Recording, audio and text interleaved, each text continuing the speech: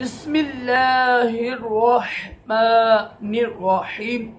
फरमाने मुस्तफ़ा सल्लल्लाहु तआला अलैहि वसल्लम, मुझ पर दुरूशी की कसरत करो, बेशक ये तुम्हारे लिए तहारत है। सल्लु अलल हबीब मुहम्मद। दाएं हाथ से खाना और पीना सुन्नत मुबारक है।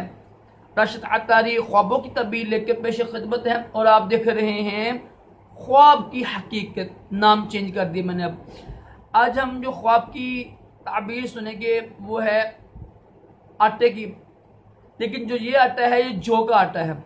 पहले हमने ख्वाब की तबीर सुनी गंदम के आटे की ना, आज हम ख्वाब की तबीर सुनेंगे जौ के आटे की। लेकिन जौ का आटा है ना, ये खाना सुन्नत मुबारक है, ठीक है। जौ की रोटी खाना भी सुन्नत मुबारक है।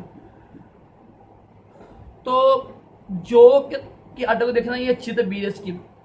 समझ के जो गंदम का आटा देखे ना इंसान, गंदम का, तो उसके माल में, दुनिया के माल में ना, दुनिया के माल में बरकत होती है, खुशहाली आती है।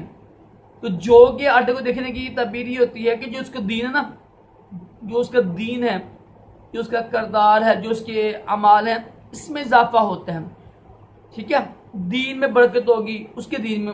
इसका मतलब ये कि उसके जो है ना करदार है ना, उसकी नामा अमाल है ना, नमाज में खूब इजाफा होगा, नफी इबादत में, कुरान पाक की तिलावत में, ठीक है, नेक अमाल करेगा। तो उसकी बहुत अच्छी तबीर। अल्लाह का शुक्र अदा करें कि उसने आपको ये ख्वाब दिखाया।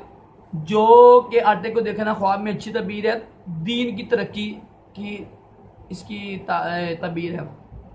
अल्लाह ताला हम सबको अच्छे अच्छे ख्वाब दिखाए, बुरे ख्वाबों से महफूज रखे और अपने प्यारे महबूब सल्लल्लाहु अलैहि वसल्लम की ख्वाब में ज़ियारत भी नसीब करे, दोनों जहानों की भलाई अता करे। आमीन कहा करे, क्या पता किसकी आमीन कबूल हो जाए। सल्लु अलल हबीब सल्लल्लाहु अलैहि वसल्लम।